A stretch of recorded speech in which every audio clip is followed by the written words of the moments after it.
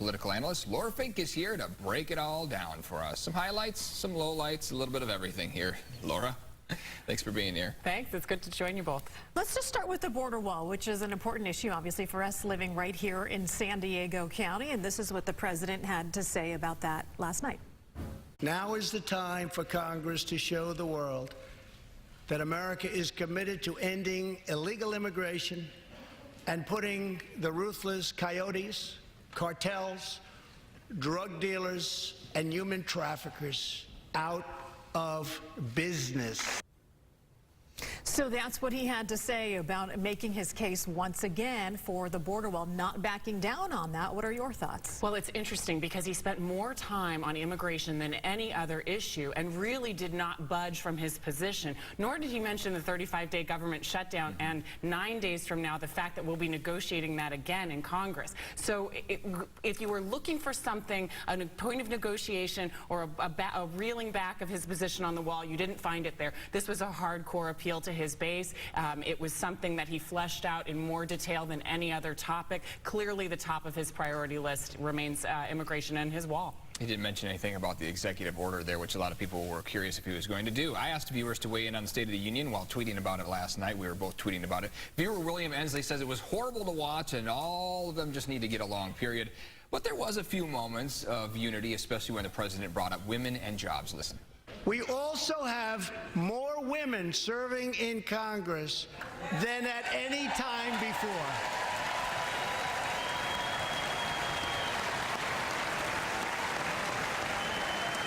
And later after that, everyone started standing up and chanting USA, USA, kind of, you know, it gave me goosebumps a little bit. It was a good moment. It was a good moment, and what was funny about it was even before all of those clips, he had talked about employing more women. Right. Now, of course, you see that sea of white in opposition to Trump, who, of course, got their jobs by running against his record of service. So they were high-fiving and kind of making jokes.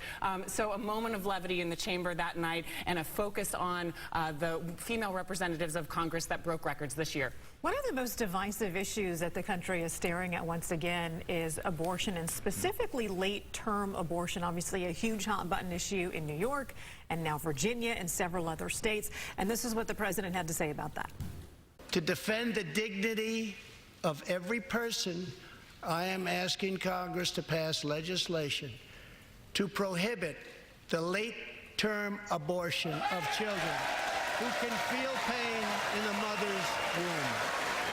I noticed the cameras quick to get reaction from Supreme Court justices who basically didn't react to that. What are your thoughts on this? Well, it's interesting because, again, much like immigration, it was an appeal to his base. We do know that legislation is moving forward.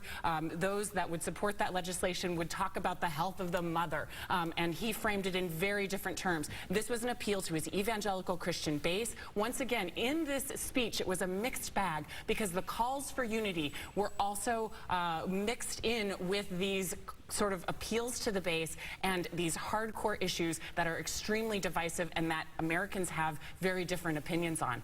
I mean, moments before that, he mentioned that he wanted a federal mandate for people to take time off after they have a baby, right. And then within seconds he gets into the late-term abortion issue. Yeah, it's interesting, Heather, because where he's going with this direction, obviously shoring up his base and running for office. He talked about jobs and infrastructure and sort of broad-based issues that a lot of Americans agree on, but then spent plenty of time focusing on issues that Americans are truly divided on. I want to touch on the term socialism, which was brought up when the topic was up there. The cameras all panned to Senator Bernie Sanders and his blank stare to what the president was saying. Take a look. America was founded on liberty and independence and not government coercion, domination, and control. We are born free and we will stay free. America will never be a socialist country. Your thoughts on the president's remarks regarding socialism? Well, he's trying to highlight and also capitalize on the handful of folks that call themselves democratic socialists within the Democratic Party, Alexandria Ocasio-Cortez, Bernie Sanders, those folks. And so he really sort of took the opportunity to stoke the flames and talk about, you know, the America as a capitalist nation, which of course the vast majority of Democrats would agree with. Right. So this was, again, just sort of a nod, sort of some pageantry in the speech that he felt he could, you know, get an applause line for. Stacey Abrams was tasked with giving the rebuttal last night. A lot of people said that she did an excellent job off the top. And then as she started to get into the meat and potatoes of what she had to say, she went right for the hot button issue of the border wall and mentioned this.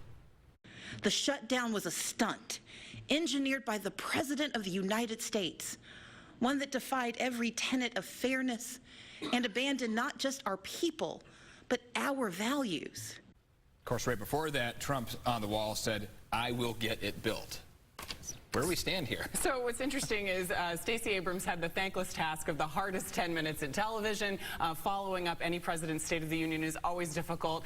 By and large, she's gotten really great remarks, really great accolades for her performance. However, that was one piece where she talked about immigration, but she also focused on other issues that Trump didn't talk about. He didn't spend any time at all talking about the shutdown, the Mueller investigation, any of these sort of large issues that are hanging over the heads of the country, and she did, including voter suppression, which many say impacted her recent loss in the state of Georgia. She could be teeing up a bid for Senate. We don't know, but she was good tonight following on the heels of Trump's performance. And your overall thoughts on President Trump's performance last night? Well, I'll go with what the voters are saying. Now Republicans by and large 97% approval, Democrats 30% approval, but the ratings were up, which we know he cares about. And generally speaking, presidents do see an uptick in their approval rating after a State of the Union. But we'll see if his sort of Twitter thumbs might interrupt that. But those numbers will come out in the days to come. All right. And a lot of claims were made, and we've done a lot of verifying. You can go to our website to see some of the